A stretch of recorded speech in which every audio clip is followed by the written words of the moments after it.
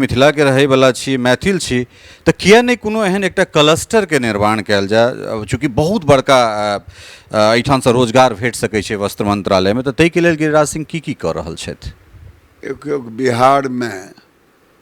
भागलपुर से लेकर के मधुबनी में पहले लूम चले रहे। तो जब लूम नहीं रहते तब लूम चलबे वाला लोग तो नहीं न सरकार पैदा कर, लेकिन मधुबनी पेंटिंग के हम सब सपोर्ट करे छिए, जत्ते बढ़िया से हो सके छे, मार्केट देना है, ट्रेनिंग देना है, देश विदेश के एक एक्सपोजर उनका भेटाई छन। केवल मधुबनिए नहीं, यहाँ से लेकर के भागलपुर तक हैंडलूम और हैंडीक्राफ्ट के,